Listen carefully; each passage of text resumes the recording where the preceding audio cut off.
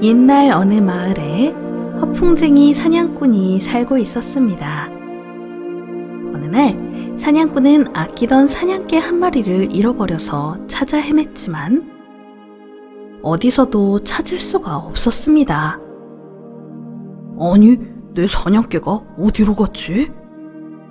한참을 찾아다니던 중 양치기를 만나게 되었습니다. 이보기 양치기, 자네 혹시 떠돌아다니는 사냥개 못 보았나?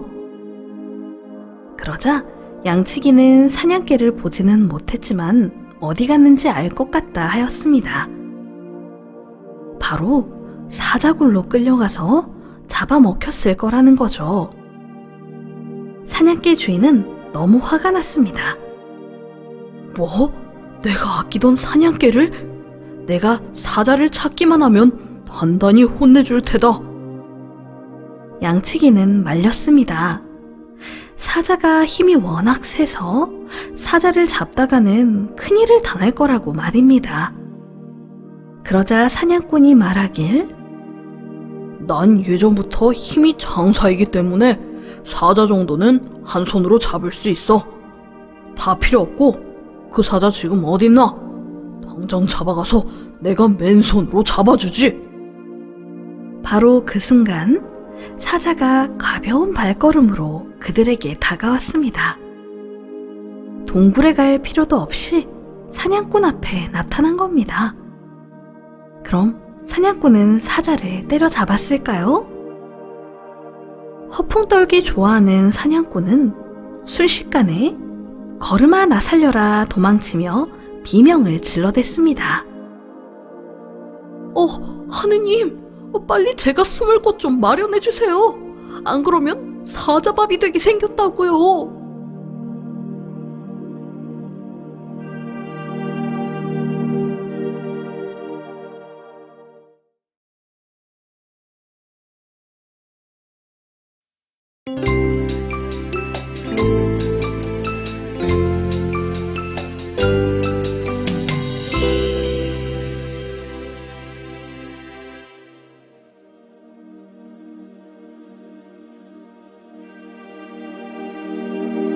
숲속의 왕 사자가 병이 나서 동굴 안에서만 지내게 되자 제일 친한 여우를 불러 말했습니다. 여우야, 너 나의 후계자가 되길 바라지? 그렇다면 숲에서 제일 건강한 사슴을 잡아오너라. 사슴의 심장을 먹고 싶구나. 여우는 어떻게 해야 사슴을 데려올 수 있을까 꾀를 내었습니다. 그리고 숲에서 큰 사슴을 찾아가 말했죠. 이보게 사슴, 내가 기쁜 소식을 하나 알려주겠네. 사슴은 놀라면서, 기쁜 소식? 여우 네가 왜 나에게? 일단 들어봐. 내 이웃이신 사자왕께서 지금 병에 걸려 죽게 생겼어. 그런데 사자왕께서 말씀하시길, 사슴은 젊고 힘도 센 데다 성격도 온순해서 왕위 계승자로 안성맞춤이라고 하셨지. 내 말을 믿는다면 가서 사자왕의 마지막을 지켜주는 게 어때? 아니, 그럼 내가 사자의 뒤를 이을... 그렇다니까. 어서 나랑 같이 가자. 큰 사슴은 여우의 말을 듣고 기뻐 어쩔 줄 몰라 하며 그를 따라 사자왕의 동굴로 들어갔습니다. 사자는 큰 사슴을 본 후 사슴을 잡아먹으려고 달려들다가 사슴의 귀를 물었습니다. 깜짝 놀란 사슴은 빛의 속도로 동굴을 빠져나왔습니다. 아, 이런, 아쉽게 놓쳤군. 젠장. 이봐, 여우. 다시 다른 사슴이라도 잡아오게. 어서. 여우는 생각했습니다. 아, 이런, 제일 괜찮은 사슴이었는데 다시 사슴에게 가면 날 가만두지 않을 텐데. 다른 사슴들은 별로 크지도 않고. 잠시 후 여우는 뭔가를 생각해냈습니다. 그리고 아까 귀를 다친 큰 사슴에게 다시 찾아갔습니다. 여우가 다가오자 큰 사슴은 화가 치밀어 올랐습니다. 나쁜 여우! 다시는 날 속일 생각하지 마라. 또 한 번 가까이 왔다가는 내가 널 가만두지 않겠어. 그렇게 남을 속이고 싶으면 아무것도 모르는 애송이들이나 속이라고. 여우가 침착하게 대답했습니다. 에휴, 사슴아, 왜 이렇게 겁이 많아? 다 죽어가는 늙은 사자가 네 귀를 붙들고 중요한 얘기를 귓속말로 해주려는데, 늙은 사자가 병에 걸렸다잖아. 너에게 달려든 게 아니라 왕위에 관한 충고를 해주려는 것이었어. 그 힘없이 부들거리는 손조차 견디지 못하니 지금 사자왕은 사슴 너한테 단단히 화나서 왕위를 늑대한테 물려주려고 생각하고 있어. 하지만 그 늑대는 폭군이 될 거야. 다시 한번 생각해보고 나를 따라 사자왕에게 가자고. 사슴은 곰곰이 생각해보더니 늙은 사자가 화가 났다는데 어떻게 다시 가나? 그러자 여우가 말하길, 사자는 절대 너를 해치지 못할 거야. 나만 믿게. 사슴은 이렇게 해서 다시 한번 여우의 거짓말을 믿었다가 결국 사자에게 잡아먹혔답니다.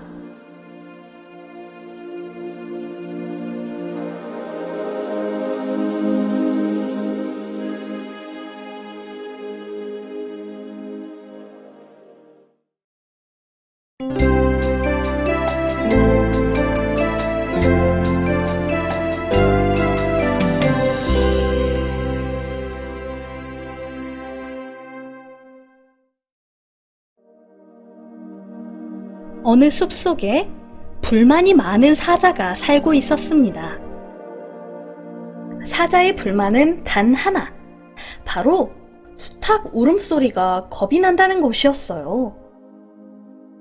아우 참, 난 동물의 왕 사자인데 어찌해서 난 수탉 울음소리만 들으면 겁이 나지? 이상하다. 수탉 소리에 놀라 기겁을 할 때마다 다른 동물들은 사자를 보며 비웃기 시작했어요. 이런 겁쟁이로 사느니 죽는 게 나아. 사자가 이런 생각을 하고 있을 때 때마침 코끼리를 만나 대화를 나누게 되었습니다. 사자는 한 가지 코끼리에게 궁금한 게 있었어요. 코끼리야, 너에게 궁금한 게 있는데 넌 왜 그렇게 귀를 자주 흔드는 거니?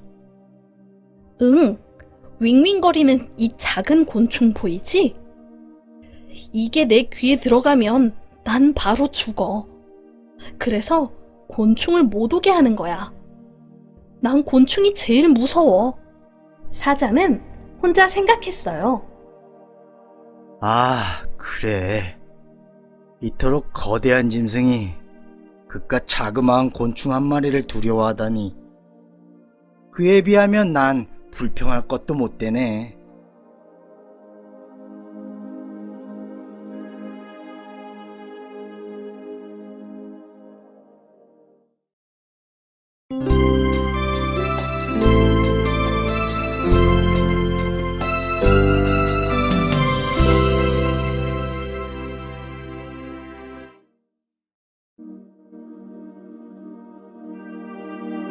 옛날 어느 숲속에 무서운 사자가 살고 있었습니다. 동물들은 하루하루가 무서워서 결국 대책을 세우게 되었습니다. 어느 날 여우는 늑대에게 말했습니다. 내가 사자를 해치울 방법을 알아냈어. 정말? 어떻게? 여우와 늑대는 소곤소곤거리며 작전을 짜기 시작했습니다. 과연 여우와 늑대는 무슨 작전을 짜고 있었던 걸까요? 그들은 곧바로 사자를 만나러 갔습니다. 먼저 여우가 공손하게 말했습니다. 사자대왕님, 대왕님께서는 세계에서 제일 강한 동물이십니다. 저희는 대왕님의 지도를 바라고 있습니다. 저희는 대왕님께 멋진 집을 마련해 드리겠습니다.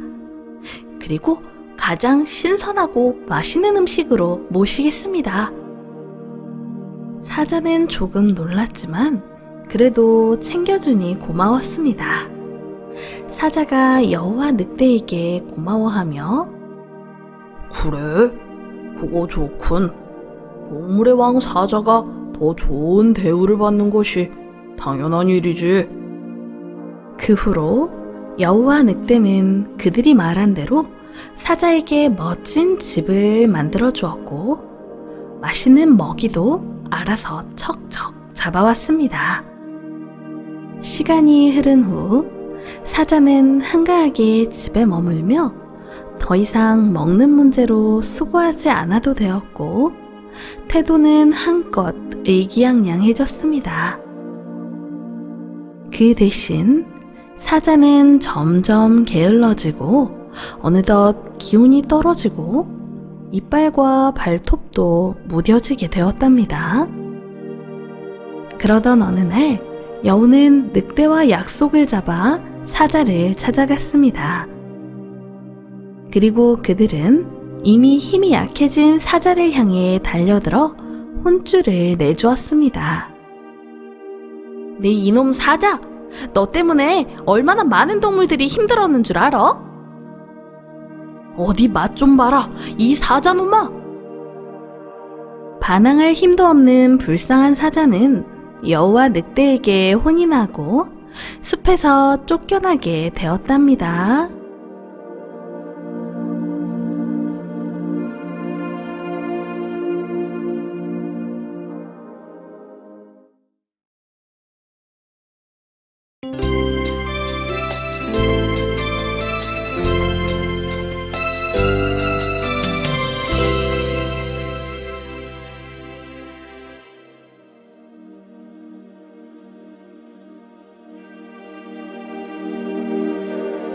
어느 숲속에 산토끼 한 마리가 스스로 한탄하며 말했습니다. 우리 같은 겁쟁이들은 정말 불쌍해.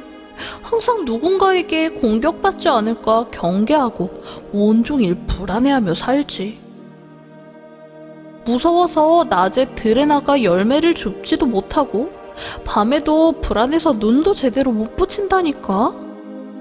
마음 편히 즐겁게 지냈던 때가 언제였는지 정말 괴롭다, 괴로워. 그러던 어느 날 숲속에 요정이 나타나서 산토끼들에게 말했습니다. 토끼들아, 너무 겁먹지 마. 너도 바뀔 수 있어. 내일 아침에 연못에 나가보렴. 나가서 많은 친구들을 만나렴. 산토끼들은 다음날 아침 연못에 나가보았습니다. 연못까지 오는 데에도 무척 겁이 많이 났습니다. 연못에 오니 무언가 이상한 소리가 들렸습니다. 소리는 멀리서부터 점점 가까워졌고 산토끼는 걸음아 나살려라 굴 속에 숨었습니다. 귀를 세우고 바깥을 살폈지만 아무 일도 일어나지 않았습니다. 굴에서 나와 연못가를 지나는데 산토끼들의 발소리에 놀란 청개구리들이 물속으로 뛰어들었습니다. 저것 봐! 청개구리들이 우릴 보고 물속으로 뛰어들었어. 우리를 무서워하는 동물도 있네. 산토끼들은 한껏 당당한 태도로 연못가를 몇 바퀴 돌고 나서야 만족스러운 듯 천천히 자리를 떠났습니다. 우리가 정말 무서워하는 것은 무서운 존재일까요? 아니면 두려워하는 마음일까요?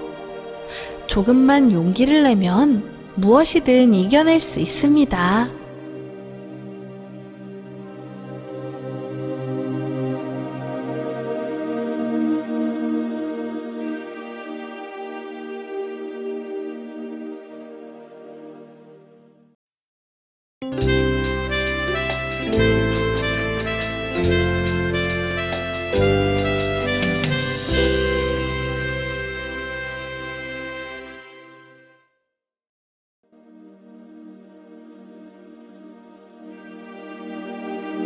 옛날 어느 숲속에 산토끼와 자고새가 살고 있었습니다.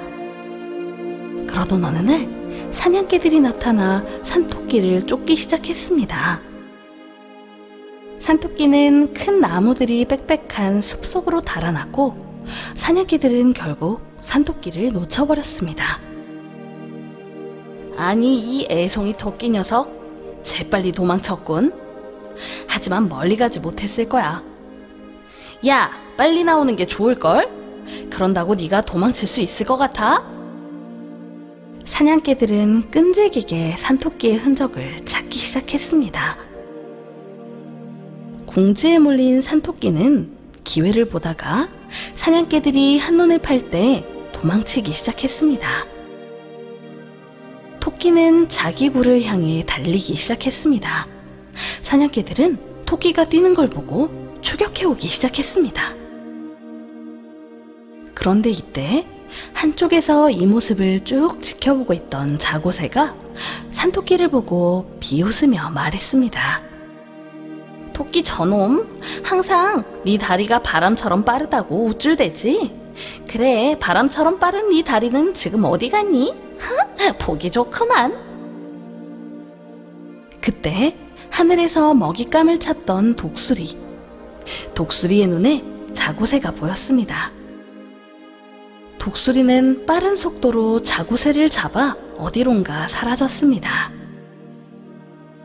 자고새는 자신이 높이 날 수 있으니 산토끼와 같은 위험을 당할 리가 없다고 생각했던 것입니다.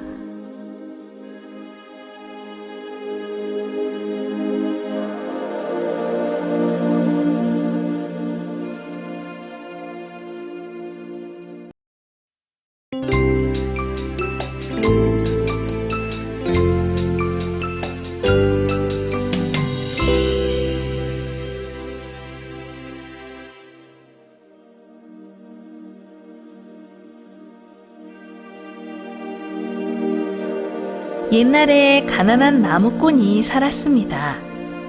그는 여느 때처럼 열심히 산에서 일을 하고 있었습니다. 시간이 한참 흐르고 잠시 쉬기 위해 어느 나무 아래에 앉았습니다. 나무꾼은 불현듯 자신이 불행하다는 생각이 들었습니다. 아, 내 인생. 계속 가난한 인생 끝이 보이질 않는구나. 평생 개미처럼 일을 해도 나아질 것이 없는 것 같아. 열심히 일해도 따뜻하게 입지 못하고 배불리 먹지도 못하는 인생. 이런저런 생각을 하다 보니 나무꾼은 스스로가 무력하고 가련하게 여겨졌습니다. 나 같은 인생은 열심히 일도 안 하고 그냥 대충 막 살까 보다.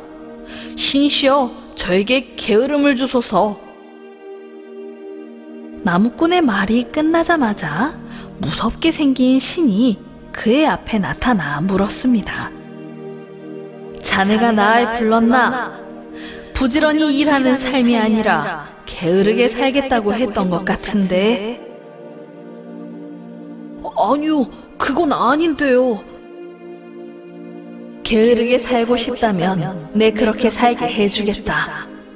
다만 몸은 소처럼 변하고 생각은 할 수 없는 아주 비참한 인생을 살게 될 텐데 괜찮겠나? 아닙니다. 그저 이 뗄나무를 다시 등에 짊어지려다가 너무 힘이 들어서 그만 신의 이름을 부르고 말았습니다. 다른 용건은 절대 없습니다.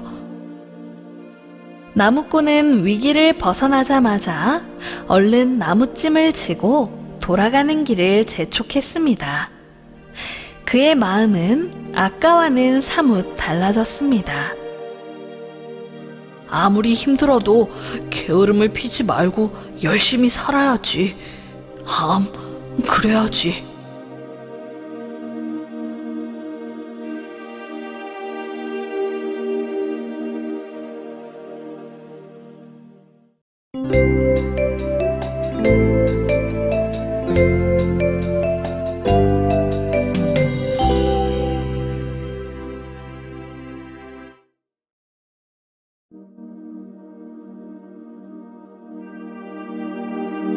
어느 숲속에 상수리나무와 갈대가 살았습니다. 상수리나무는 갈대에게 말했습니다. 얘 갈대야, 넌 어떻게 사니? 넌 참새 한 마리가 앉아도 휘청일 정도로 약하고 바람만 불어도 이리저리 심하게 움직이는데 정말 걱정이구나. 갈대는 상수리나무를 보며 아니에요. 전 잘 지내고 있어요. 물론 제가 굵지도 않고 힘도 없어 보이지만 허리는 꺾이지 않아요. 갈대의 말이 끝나자마자 강풍이 불기 시작했습니다. 너무나 강해서 사람도 서 있기조차 힘든 상황이었습니다.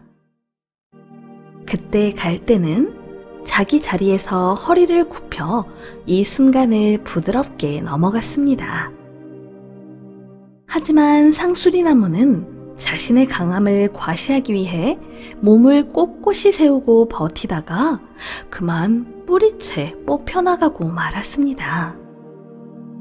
부드러움이 약한 것 같지만 오래가는 것이 강한 것입니다.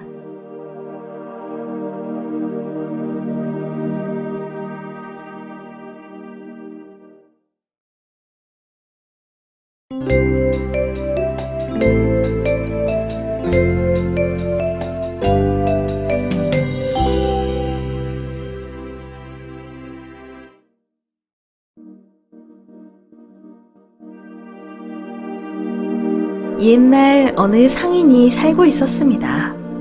그 상인은 배를 타고 나가서 무역 일을 하였습니다. 그는 노력에 비해 운이 너무 좋아서 많은 돈을 벌었습니다. 아, 돈 버는 일이 너무 쉽군. 난 상인으로서의 재주가 남다른 것 같아. 이렇게 생각하면서 돈은 언제나 벌 수 있다고 생각하고 돈을 낭비했습니다. 하지만 이 운이 오래 갔을까요? 그렇습니다. 운이 다 떨어져 타고 다니는 배는 풍랑을 맞아 전복이 되었고 일하다가 해적을 만나 돈과 물건을 다 빼앗기기도 했습니다. 상인은 친구에게 하소연을 하였습니다. 아, 왜 자꾸 안 좋은 일이 생기는 거지? 대체 뭐가 문제야? 이게 다 운명의 신이 장난을 친 거야. 이건 다 내 탓이 아니라 운이 없어서 그런 거라고. 그러자 친구가 상인에게 말했습니다. 이보게, 너무 속상해하지 말게. 운명의 신이 자네가 행복해 보여 질투심에 이렇게 힘든 일을 만들었다 해도 자네는 복받은 거네. 운명의 신은 적어도 자네가 좀 더 세심한 사람이 되도록 만들어주었지 않나.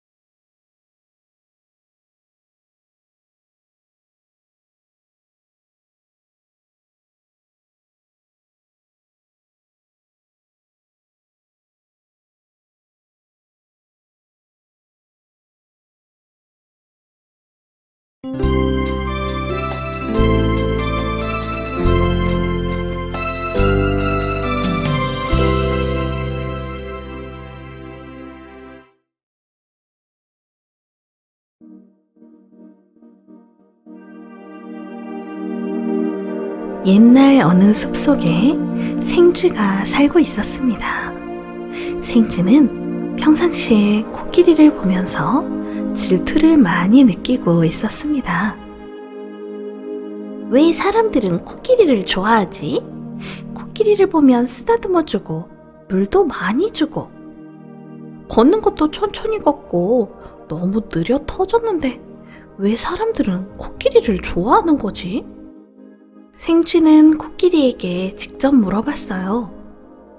야, 코끼리, 너는 왜 사람들한테 사랑을 받니? 내가 봤을 때는 군뱅이랑 같아서 느릿느릿하고 물만 많이 먹고 이상한데 안 그래? 그러자 코끼리는 말했습니다. 넌 뭘 모르는구나. 나는 사람들의 심부름을 많이 하잖아. 내 등 뒤에 사람들이 타기도 하고 짐도 나르고 여러 가지 일을 하잖아. 생쥐는 그게 뭐 대단하다며. 치, 그런 건 나도 해. 나도 너처럼 충분히 사람들에게 도움을 줄 수 있다고. 그냥 너는 몸집이 커서 사람들이 좋아하는 것뿐이야. 생쥐는 코끼리를 우습게 알고 계속 코끼리에게 시비를 걸었습니다. 그러다 잠시 후 고양이가 갑자기 나타나서 생쥐를 확 물어가 버렸답니다.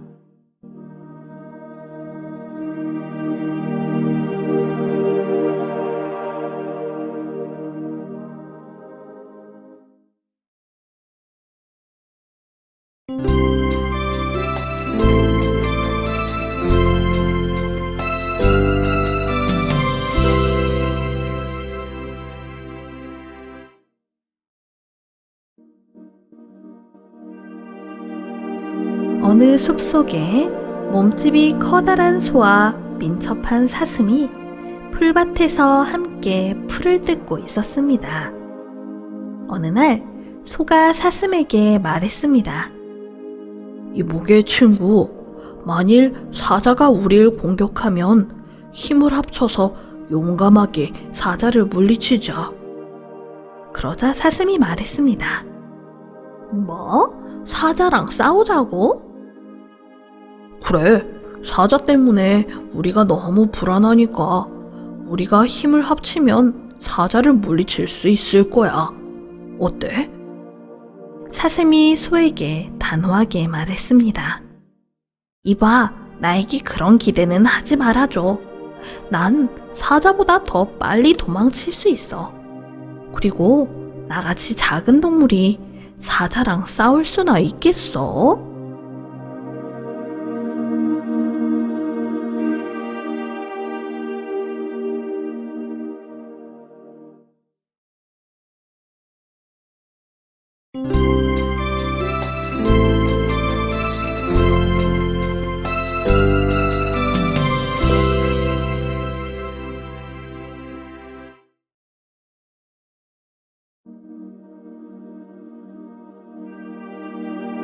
옛날 어느 마을에 집의 정원을 관리해주는 요정이 있었습니다. 그러던 어느 날 하나님이 요정에게 말했습니다. 예, 요정아, 오늘까지만 이 집의 정원을 관리하고 내일부터는 이웃 마을에서 정원을 관리하도록 하여라. 요정은 아쉽지만 어쩔 수 없었습니다. 아쉽긴 하지만 내일부터 다른 곳에서 일을 하게 되었군. 이 집에 은혜를 받은 것도 많으니 보답을 좀 하고 떠나야겠어.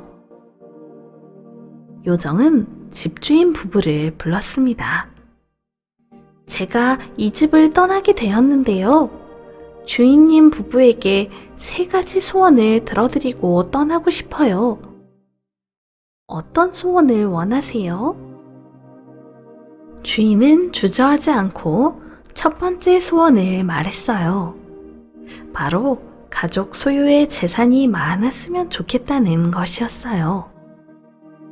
요정은 그 말이 떨어지자마자 금고에 돈을 가득 채워주었고 창고에는 밀과 술을 가득 채워주었습니다.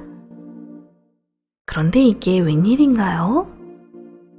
첫 번째 소원이 이루어지자마자 주인집은 순식간에 도둑들의 표적이 되었고, 귀족과 마을 사람들이 몰려와 돈을 빌려달라고 아우성이었습니다. 돈 때문에 원치 않는 고통을 당하게 된 부부는 요정에게 이 골치 아픈 돈들이 얼른 사라져버렸으면 좋겠다고 두 번째 소원을 빌었어요. 요정은 그들의 두 번째 소원을 들어주었고, 부부는 평범하지만 즐거운 삶을 되찾았습니다. 그리고 주인 부부는 마지막 세 번째 소원으로 자기들에게 지혜를 달라고 했습니다. 지혜야말로 이 세상에서 가장 귀중한 재산이니까요. 이렇게 하여 요정은 부부에게 지혜를 선물하고 떠났답니다.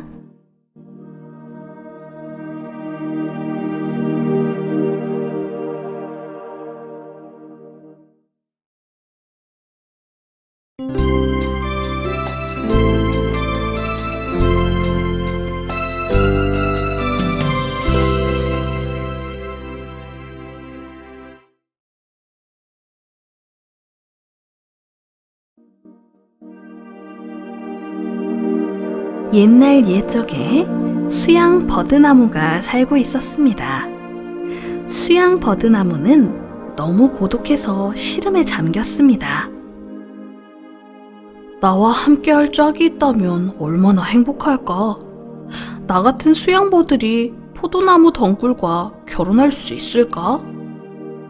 그러자 다른 수양 버드나무가 황급히 반대하고 나섰습니다. 너 지금 뭐라 하는 거야? 말도 안 되는 소리. 우리는 다른 어떤 나무보다도 크게 자라는 수양버들이야. 포도나무 덩굴에 감싸여 성장을 방해받을 셈이야? 그러자 힘없이 수양버드나무는 말했어요. 그래도 난 포도나무 덩굴과 함께하고 싶어. 결국 수양버드나무는 많은 동료의 만류에도 포도나무 덩굴이 자신을 타고 오르도록 허락했습니다. 그렇게 긴 시간이 흘러 수양 버드나무를 지지대 삼아 쑥쑥 자란 포도나무는 포도를 풍성하게 맺었습니다. 하지만 수양 버드나무는 어떻게 되었을까요? 네, 맞아요. 아무 열매도 맺지 못했습니다. 어느 날 농부는 포도나무 덩굴이 수양 버드나무를 완전히 감싸고 자란 것을 발견했습니다. 수양 버드나무가 더 높이 자라나 아예 포도나무 덩굴을 땅에서 뽑아낼까봐 걱정이 되는군. 수양 버드나무가 더 자라지 못하도록 가지치기를 해야겠어.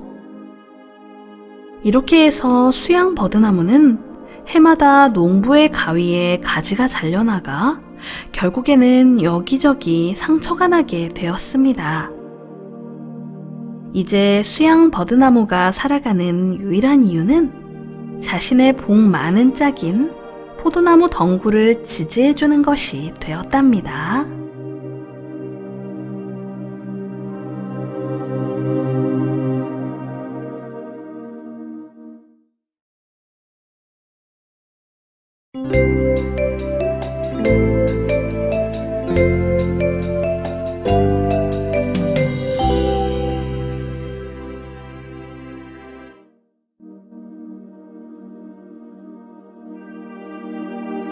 옛날 어느 마을에 가난한 시인과 부자가 살았습니다. 부자는 늘 가난한 시인을 조롱했습니다. 부자는 시인을 보며 내일 먹을 쌀은 있느냐며 자기 집에 와서 며칠만 일하면 일주일 먹을 쌀을 주겠다고 이야기하였습니다. 시인은 거절했습니다. 사실 거절은 했지만 시인은 늘 가난한 것이 너무나 힘들었습니다. 부자는 시인을 만날 때마다 가난을 가지고 조롱하였습니다. 너무 화가 난 시인은 마음의 상처를 받았습니다. 어느 날 시인은 하늘의 신을 찾아갔습니다. 신이시여, 저를 불쌍히 여기십시오. 제가 무슨 죄를 지었기에 어릴 적부터 지금까지 가난하게 살아야 합니까? 열심히 시를 썼지만 지금까지 저는 행운도 없었고 논이 있길 하나 밭이 있길 하나 숟가락도 하나 없습니다. 제가 가진 것은 오로지 글 쓰는 지식밖에 없습니다. 그러나 저 부자는 학식도 없고 교활하기까지 합니다. 그리고 날마다 편안한 생활을 하고 한가한 생활을 하고 있습니다. 이게 어떻게 된 거죠? 그러자 하늘의 신은 시인에게 이렇게 이야기하였습니다. 설마 네가 고작 그런 사람을 부러워하는 건 아니겠지. 너의 글이 영원한 명작으로 후세에 널리 알려지는 것이야말로 최고의 영광이다. 설마 네가 고작 그런 사람을 부러워하는 건 아니겠지. 너의 글이 영원한 명작으로 후세에 널리 알려지는 것이야말로 최고의 영광이다. 저 부자를 보아라. 죽은 뒤에 누가 알기나 하겠느냐. 가족들도 다 잊어버린다. 박학다식한 것이 바로 너의 재산이다. 부자는 돈도 있고 권세도 있지만 다 그때뿐인 것이다.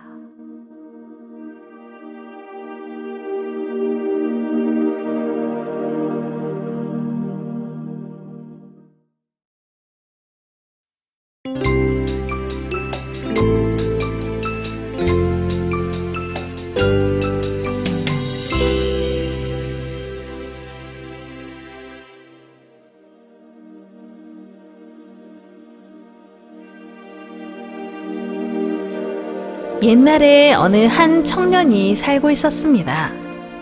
어느 날 청년은 마차를 끌고 시골길을 따라가고 있었습니다. 그러다가 그만 마차 바퀴가 웅덩이 속에 깊게 빠지고 말았습니다. 어이쿠 이런, 어떻게 하지? 청년은 너무 놀라 자신의 마차 옆에 서서 그냥 마차를 바라만 보고 있었습니다. 청년은 한참을 바라보다 하늘을 보며 외쳤습니다. 신이시여, 오셔서 저 좀 도와주소서. 이 웅덩이에 빠진 바퀴를 어찌해야 합니까? 잠시 후 하늘에서 신이 내려왔습니다. 신이시여, 저를 도우러 오셨군요. 어서 도와주세요. 그러자 신은 청년을 보며 이야기했습니다. 내 이놈, 뭘 도와달라는 게냐? 저 수레바퀴를 너의 어깨로 들어 보았느냐? 아니면 긴 막대기를 이용해 바퀴를 빼내어 볼 시도는 안 해봤느냐? 뭔가 하는 신용이라도 하고 최선을 다해 노력한 후에 나에게 도움을 청해야 될 것 아니냐? 제가 너무 생각이 짧았습니다. 그래, 하늘은 스스로 돕는 자를 돕는 법이라는 걸 결코 잊어서는 안 될 것이다.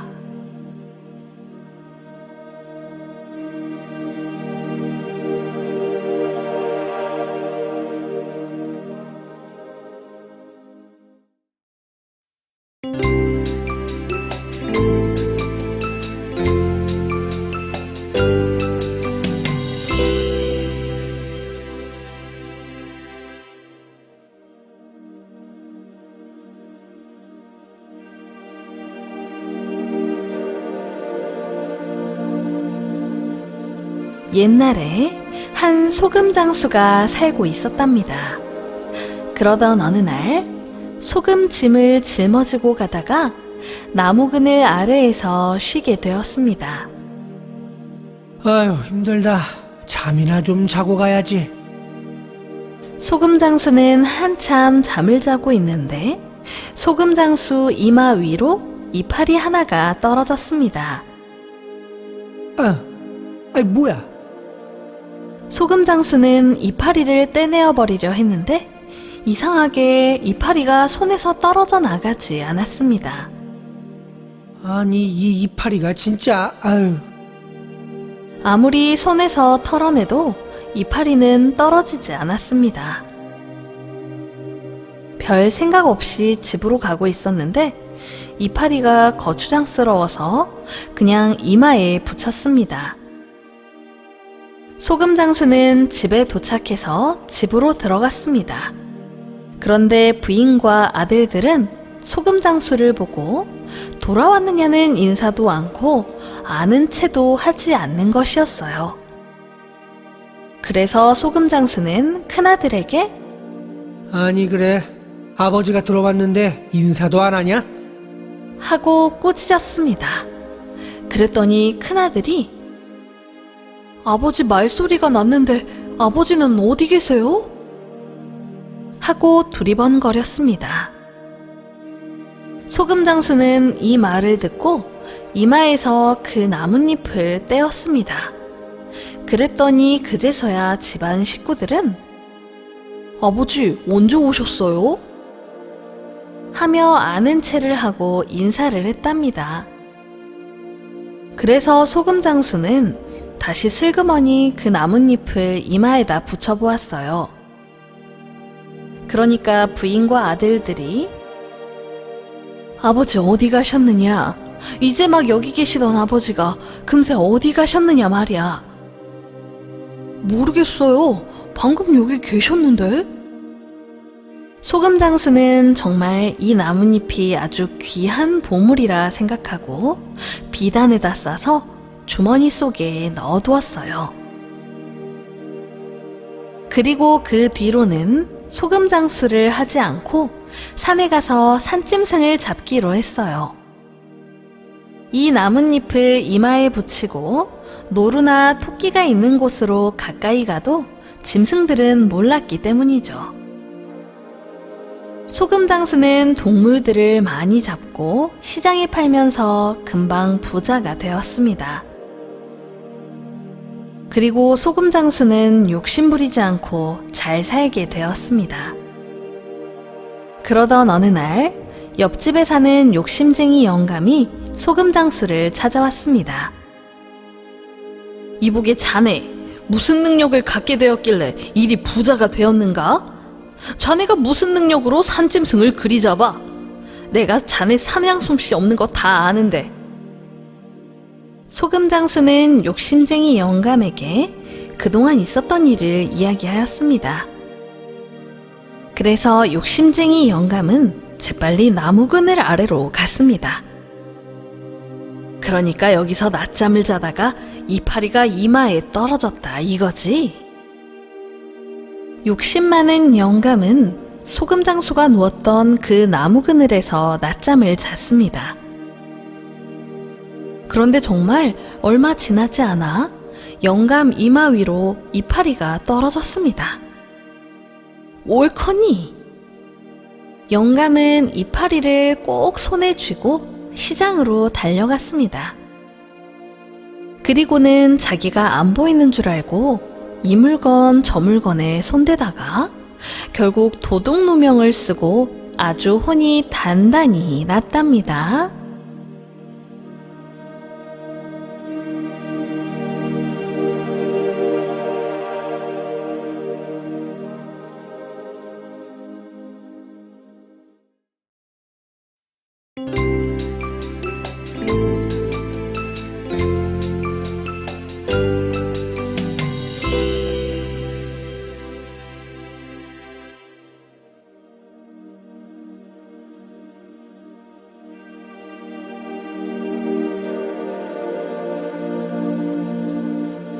옛날 어느 마을에 형제가 살았습니다. 어느 봄날 동생은 혼자서 밭을 갈고 있었습니다. 일이 너무 힘들었던 동생은 이럴 때 누가 와서 씨라도 좀 뿌려주면 얼마나 좋을까. 그러자 갑자기 누런 강아지 한 마리가 나타나서 순식간에 씨를 뿌렸습니다. 아니, 뭐 저런 강아지가 다 있어? 도대체 어디서 나타난 강아지야? 그리고 강아지가 씨를 뿌리다니, 참, 내가 헛것을 봤나? 어느덧 점심때가 되었는데 도시락이 하나밖에 없었습니다. 강아지야, 수고가 많으니 네가 먹도록 해라. 강아지는 밥을 다 먹더니 밭 옆에 있는 길 가운데로 가서 벌러덩 드러누워 늘어지게 잠을 잤습니다. 그때 비단장수가 길을 지나가려 했습니다. 비단장수는 이보시오. 대개 강아지가 길 가운데 딱 버티고 누워있으니 지나갈 수가 없습니다. 미안합니다. 한나절 내내 씨를 뿌리느라 고단해서 그런 겁니다. 이것 보쇼. 말이 되는 소리를 해야죠. 강아지가 어떻게 씨를 뿌린단 말이오? 믿기지 않겠지만 정말입니다. 그 말이 사실이라면 내 비단을 몽땅 주리다. 하지만 거짓이라면 대개소를 내놓으시오. 그렇게 하세요. 동생이 다시 밭을 갈기 시작했습니다. 강아지도 일어나더니 아까처럼 씨를 뿌리는 겁니다. 아니 세상에, 그거 참 신기한 강아지네. 약속대로 비단을 다 주리다. 그럴 것 없습니다. 가던 길이나 가세요. 비단장수는 동네방네 신기한 이 강아지 이야기를 했고 그 바람에 강아지에 대한 소문이 금세 퍼졌습니다. 욕심 많은 형이 그 소문을 듣고 달려와 동생에게 화를 내며 그렇게 신기한 강아지를 공짜로 구경시키면 어떻게 하냐며 어서 강아지를 내놓으라고 소리쳤습니다. 형은 동생으로부터 신기한 강아지를 빼앗아갔습니다. 형은 소 2마리를 끌고 밭으로 갔습니다. 형은 밭을 갈고 강아지는 씨를 뿌리고 일을 아주 많이 했습니다. 점심때가 된 형은 도시락을 혼자 다 먹었습니다. 배고픈 강아지는 길 가운데로 가서 드러 누웠습니다. 마침 소금장수가 지나가는 걸 보고 형이 대뜸 그를 불러 세웠습니다. 그리고는 길에서 누워있는 강아지가 어떤 강아지인 줄 아냐며 혼자 씨를 뿌리는 신기한 강아지라고 자랑을 늘어놓았습니다.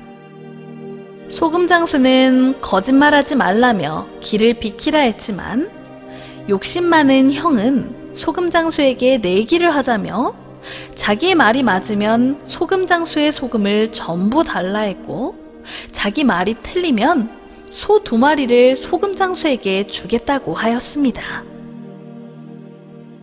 형은 자신있게 밭을 갈기 시작했습니다. 그런데 이게 웬일입니까? 강아지가 누워서 꼼짝도 하지 않습니다. 아무리 형이 열심히 밭을 갈아도 강아지는 씨를 뿌리기는커녕 움직이지도 않았습니다. 화가 난 형은 강아지에게 소리를 질렀습니다. 그 바람에 놀란 강아지는 도망을 가고 형은 소금장수에게 소 2마리를 줄 수밖에 없었습니다. 욕심만 부린 형은 결국 강아지도 잃고 소도 모두 잃게 되었습니다. 주어진 것에 만족하지 못하고 계속 욕심만 부리는 것은 오히려 가진 것도 잃게 된다는 교훈을 얻을 수 있는 이야기였습니다.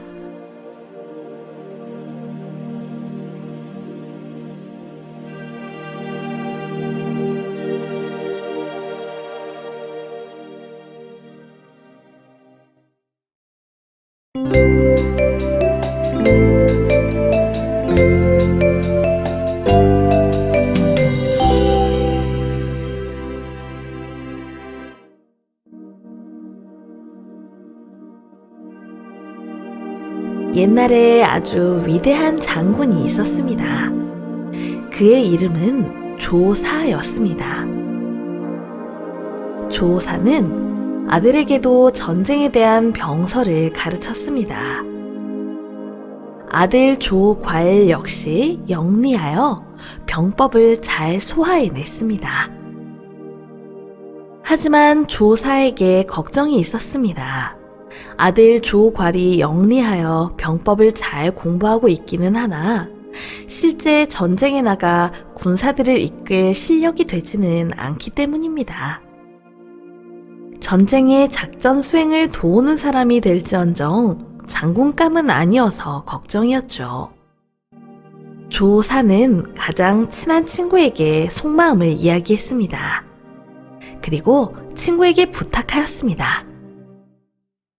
나중에 내가 죽거든 절대 내 아들이 장군이 되게 해서는 안 되네. 전쟁은 이론과 용맹만 있다고 되는 것이 아니라네.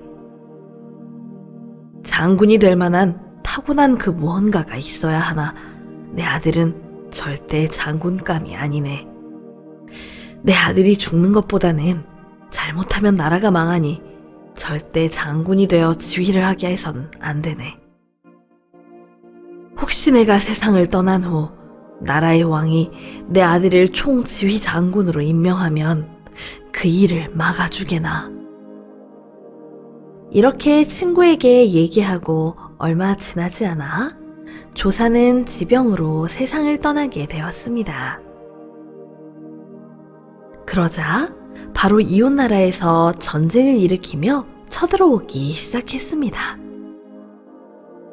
조사가 생전에 염려한 대로 왕은 조사의 아들 조괄을 장군으로 임명하였습니다. 이때 조사의 친구가 조사의 아들 조괄의 장군 임명을 반대하고 염려되는 이유를 왕에게 말하였습니다.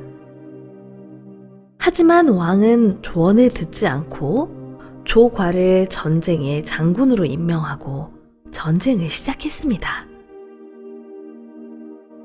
결국 조괄은 전쟁에서 대패하였고 나라는 멸망하게 되었습니다.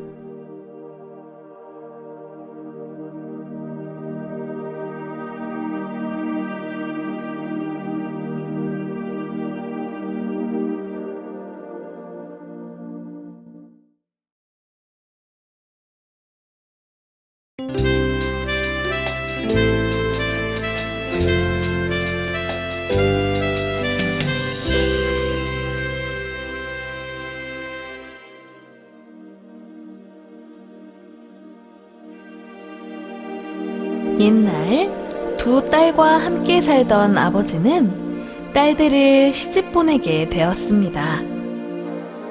첫째 딸은 진흙으로 토기를 만드는 옹기장이에게 시집을 보냈고 둘째는 채소 농사꾼에게 시집을 보냈습니다. 한 2년 정도 흘렀을까요? 아버지는 갑자기 시집간 딸들이 보고 싶었습니다. 오랜만에 딸들의 얼굴을 보러 첫째 딸 옹기장이의 집을 찾아갔습니다. 아버지는 사랑이 가득한 목소리로 요즘 어떻게 지내느냐고 물어보았습니다. 딸은 아버지에게 저야 잘 지내죠. 딱 한 가지 소원이 있긴 한데 날마다 해가 떠서 이 옹기들이 빨리 말랐으면 좋겠어요. 아버지는 딸을 보며 그래 그렇구나. 해 뜨는 날이 많아지길 기도하마. 그리고 며칠 후 아버지는 둘째 딸의 집을 찾아가 어떻게 지내느냐고 물었습니다. 둘째 딸은 저야 뭐 잘 지내요. 그런데 걱정이 하나 있어요. 하나님께서 비를 좀 많이 내려줘서 채소들이 물을 흠뻑 마실 수 있었으면 좋겠어요.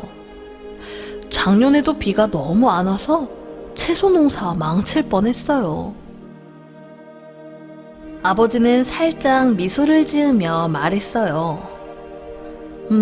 네 언니는 날마다 날이 맑았으면 좋겠다고 하고 너는 날마다 비가 내렸으면 좋겠다고 하니 나는 너희들을 위해서 어떻게 기도해야 좋을까? 허허,